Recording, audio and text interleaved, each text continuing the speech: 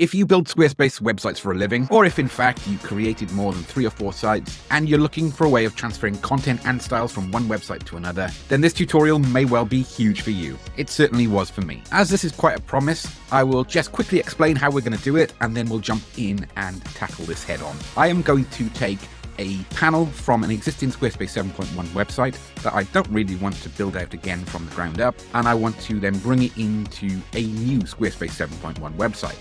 The reason I'm talking about version 7.1 is because until now there's been no way of doing this. But thanks to the very clever team who created the Squarespace tool extension, we can now do that. There is one caveat: this tool is not free, and I'll just spend a moment just to take you through the price plans, just so you know what you're getting yourself in for before I show you the process. But if you're building Squarespace websites on a regular basis, I think it'll be well worth the money, because this is not the only feature that we have. In a future tutorial, I'll talk about how you can take an entire website from version 7 and migrate it into version 7.1. So if you're looking to upgrade, there's also a feature for that. So I think that's enough of an introduction. Let's crack on. Okay, so let's get our ducks in a row before we crack on and actually go through the process.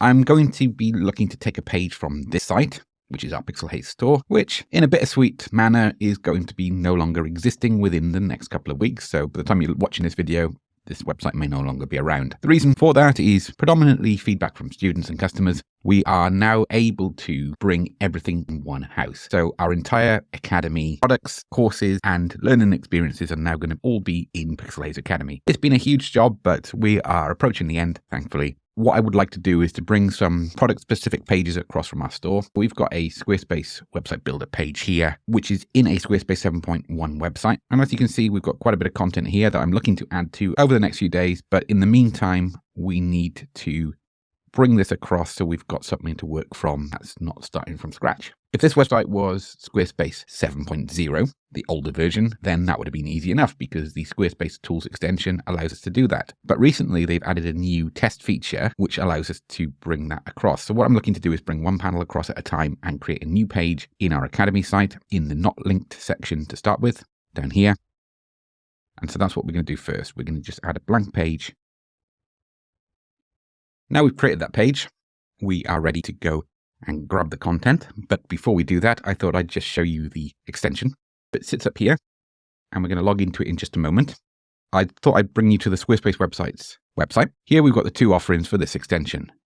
If you're serious about transferring content across multiple Squarespace websites, and you think you're going to be doing this more than once or twice in a year, then I'd strongly recommend getting the annual plan for the Pro version. The reason being is there's a lot of features here that are just not available in the light version, and I believe we need content presets as part of this. I'm not 100% sure on that, and I'm not just saying get the Pro version because I'm an affiliate. I'm an affiliate because this saves us countless hours, and it's well worth checking out. But let's assume that I'm using the Pro version for this because I'm 99% sure we'd need those features to carry out this process. So let's jump back and head across to the store site. We've got this page, and now I'm going to edit it. Actually, before we do that, I'm just going to make sure we're logged in and enabled the extension. And we're going to enable page injections. I think that's the feature we need. There we go.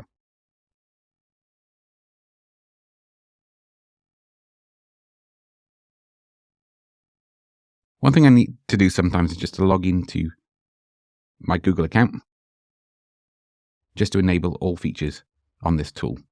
Then give a full browser refresh.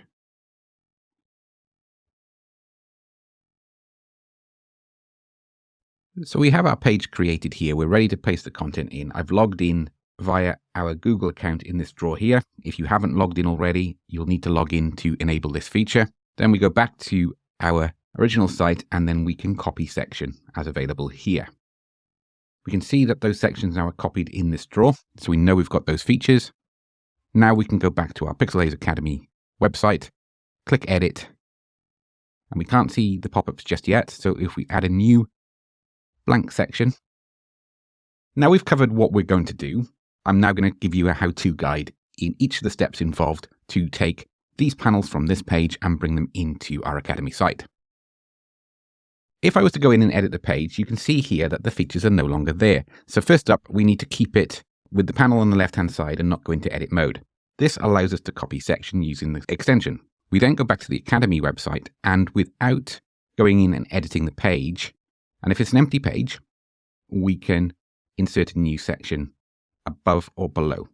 So if I was to insert a new section above, you can see it's creating the content and that section's now in place. If we were to edit the page, we can see it's edited in the footer. So that was a mistake by me. So let's get rid of that from the footer. So I'm just going to go in and edit that. That was because I was not focusing fully and I should have created a new blank section in the site beforehand. That would have allowed me to add a new section above or below the blank section. So I forgot that. I am human. Barely. If we were just to add a blank section in here, we can delete this afterwards if we want to bring the entire page across. I can save it now with that new blank section in place. If I exit that, now we can insert a section above it, which we wanted to go just below the header.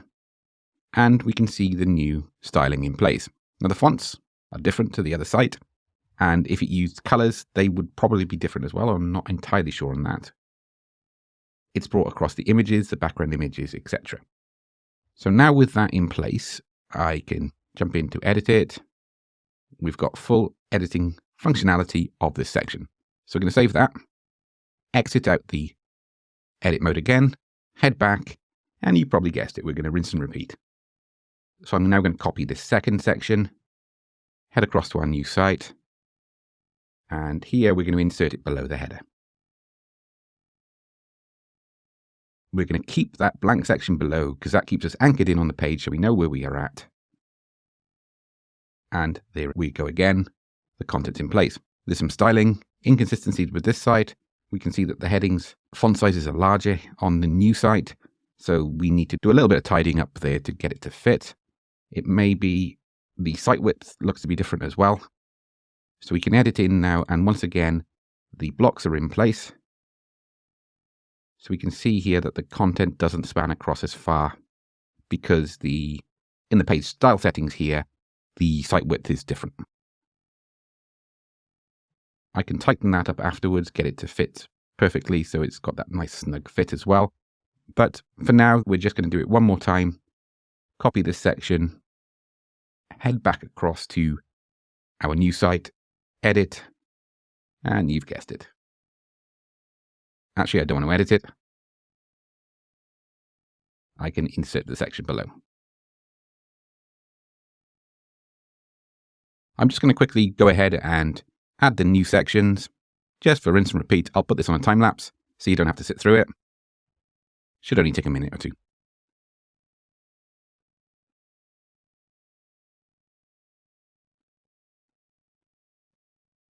Okay, all of our sections are in place. There's a bit of tidying up to do. And we need to check all of the links in each of the sections because the website will no longer be available. You can see here, if you look in the bottom left-hand corner, these are relative links. So by moving them across from the Pixelhaze store, we need to make sure that there are 301 redirects, which basically are telling Google that this website's moved to a new site. But also by redirecting the pages, it means we don't have an error page to say that the page no longer exists. That's not great for Google, and it's not great for the users on our site. So I've got a bit of tidying up to do before I make this active within the menu system, but this is a great start to get us up and running. What I can do now is edit this page, go to this section here, and now we can remove it. So we can see now that that blank section in between the footer and the content has disappeared. I can go ahead and style this as I please. We can also see here that the Squarespace templates summary block is now empty. That's because the content is no longer here and we need to link this up as we bring the products across into the new website. And also we've got some spacing issues because, as I mentioned, different font sizes and the overall site width. But this is all really easy stuff to get right. I might just move this section up to break up the content. But yeah. That's how we can take large chunks of content from an existing Squarespace 7.1 site over to a new one. In future, we're going to be looking at creating content packs, which aren't full templates, but are more like pages structures like this. And we are looking at providing these as lower cost solutions. Keep tuned for that because we need to test this a little bit more. I'm still nervous about this disclaimer here on the Squarespace website. But all in all, this should give you a good starting point to rapidly transfer content from one website to another in Squarespace. Hope you've enjoyed. I'll catch you next time.